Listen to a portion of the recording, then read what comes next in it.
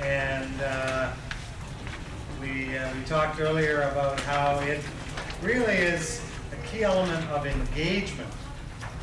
I want to just build on that engagement issue a little bit further and look at a few more elements of it. The engagement question has been studied now quite a lot in the last number of years by lots of different groups. There are many organizations. In fact, Ontario Power Generation, I mentioned earlier, I do a fair bit of work with. They run an annual engagement survey where I think in their case it's the HR group. There's an HR company that they have come in and do that for them each year. Towers Perrin is a company that does that kind of work as well in the HR consulting field. Any of you running HR or surveys like that where you're trying to get a sense of engagement? Gallup So, Q12. Gallup Q12, okay, that's a good survey as well. You're doing some of that to get a sense of what engagement is in the organization. Okay, so there's a couple different people around the room that are doing that. Well, there's a lot of different data around, and in your own particular company, it may be a little different than this more generalized data. I call this the engagement opportunity, and it pulls out of what Towers Perrin, about 2 years back, I think, reflected on this data and surveys that were running for a number of their clients, and came to this conclusion that about 17% of the Canadians in their database, the workers in the database, were engaged, which was a slippage from a couple of years before. Here's where I think the opportunity is. That's why I gave it this title.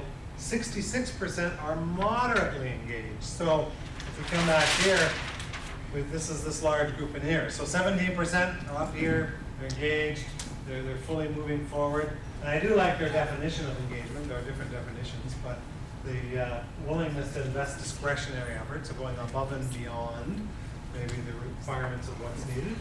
So these people, you could probably say, are more, they're doing what needs to be done. They're good, dependable folks coming in every day, doing their job, but they're not really going too much above and beyond. And then we have the other end of the bell curve that are very much disengaged, and so are back at this end of things. Now, what they found is that where respondents were highly engaged, a very large majority of them, 2/3, have no plans to leave the organization. Now, this is going back again before the recession hit, so some of these numbers will probably look a little different today.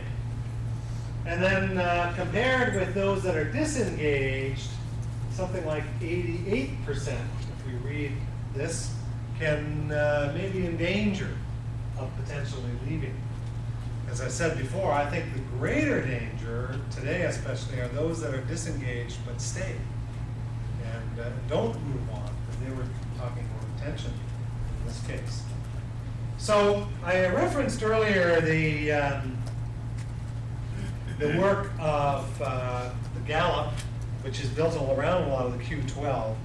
Q12 is basically 12 questions that the Gallup organization came up with that they believe and have pretty strong evidence says you can take like 50 questions, 100 questions, all of these big survey questions and really boil them down to 12 and say that if you get these 12 questions, they give you the strongest indicator of whether people are engaged or not.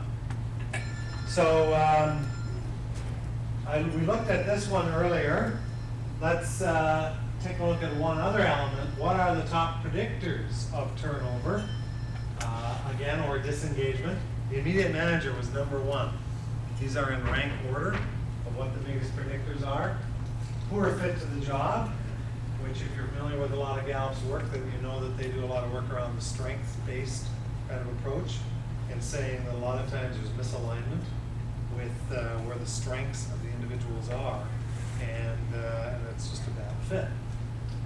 Co-workers not committed to a high standard of work was the third one. Pay and benefits, and then connection to the organization or to senior management. So those were the top 5 that they identified, and particularly I think these 3, certainly these 2, are very much in control of most people in this room when you're looking at your own team, the team that you're leading. So what are the factors then that go into people feeling connected or not? kind of linking back to our idea of culture. I talked about Dave Sirota's work earlier on, and I think this piece that he brings is quite useful to think about the sort of mini cultures or mini climates that exist in organizations. They found there are 4 types of cultures, relationships that teams have within their part of the organization. One is paternalistic. This is one that tends to be fairly rule-bound and is a lot of we-they. Similar, well, the second, this is making more we-they, adversarial kind of relationship, where there's clear separation between roles and responsibilities. This seems to me a little bit harsh, but I've been in environments where employees may not exactly be the enemies, but employees are very much they of a part of management. And there's a real separation between managers and employees. This one's a little more subtle, which is looking at employees being treated as things. I often talk about how we manage things and lead people, but some groups get that a little bit backwards and they manage people as things. Maybe it's I'm a little overly sensitive to this because I grew up in a farming community not far away from here, up around Newton, Ontario. There's a hot spot. Any people from out of town that want to see the highlights of the area, you clearly have got to get to Newton. My wife grew up in Millbank, just down the road. This is really the hot spot. So of course it's not Waterloo County, it's just over the line in Perth County. And I guess because I grew up on a farm there, and I hear words that sometimes trigger for me, similar to this third point, like head count. To me that one kind of grates, but you hear people being talked about, what's your head count? How many head have you got here? Or other terms like FTEs, or terms that basically start to talk about people as resources that just happen to have skin wrapped around them. Right? Now, sometimes some of that short form language is useful. Like FTE, you could argue, is a useful way of talking about the equivalent work that needs to be done by a 35-hour-a-week person or something like that. So there's time when that makes sense. But there are lots of other times when that kind of language really is a way of dehumanizing and really taking away the sense of we're dealing with people here and instead replacing it with the idea of resources. Or one that drives me absolutely nuts that the HR folks may be familiar with. Some of all the good work coming out of Harvard, some of this work is horrible. Managing human assets. Well, that whole idea that we manage people as assets rather than as people.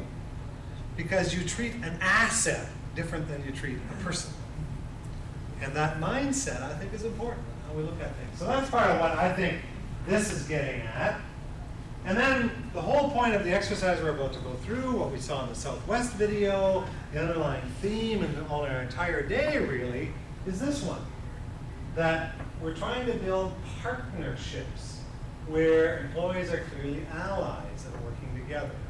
Certainly when you looked at the Southwest video, that was very clear. Now, does that mean that everybody is equal? No.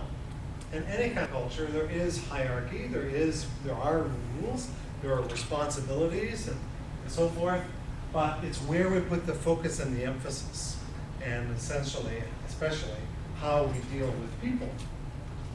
So this next exercise that I introduced you to very briefly just before lunch, I want to now give you a minute to do, which is on page 29 of your main workbook here, going back to the main workshop workbook.